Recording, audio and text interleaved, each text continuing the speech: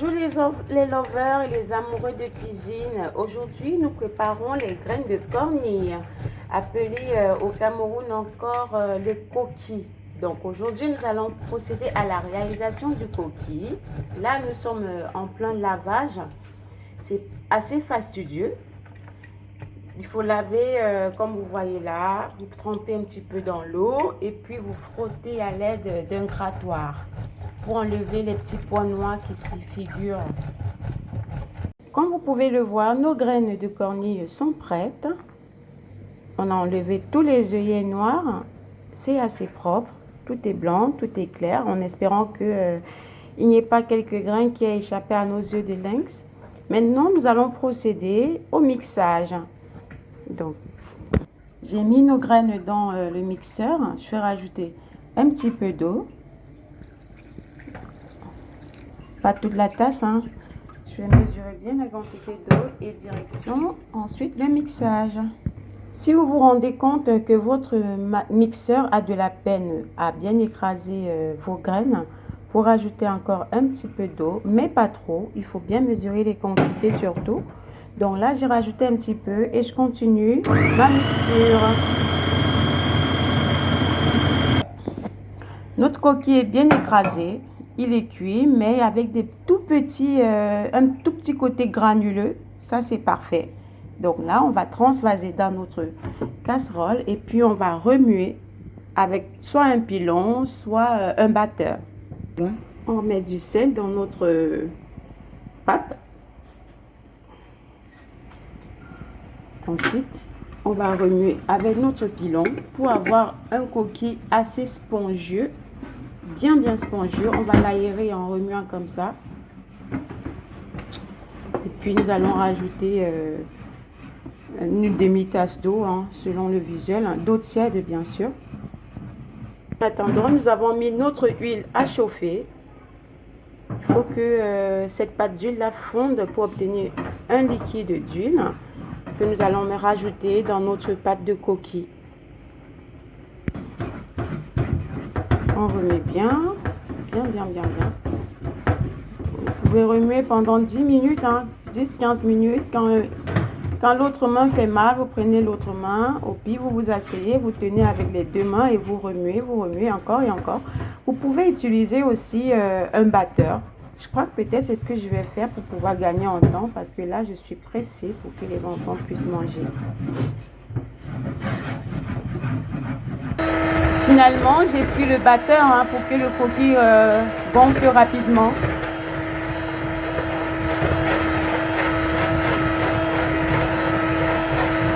Maintenant, notre coquille a bien monté. On va rajouter à peu près une tasse d'eau, mais là, j'ai pas mis une tasse pleine, hein. On va dire les 2/3.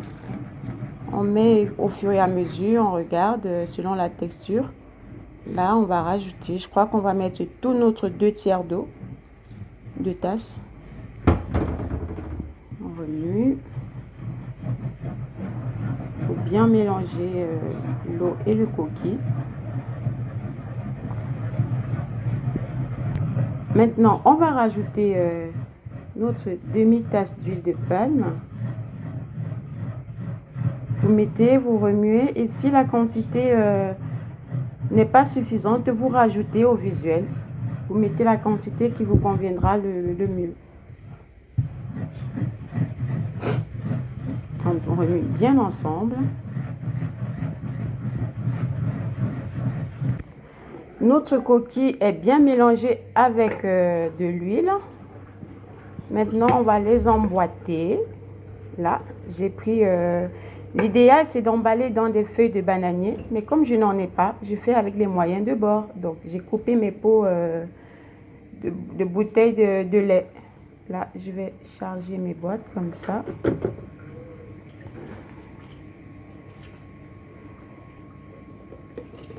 Comme ça. Je vais mettre 3 louches de notre mélange. Hein. Oui, 3 louches, c'est parfait. Voilà. Et on va mettre directement dans la casserole comme ça.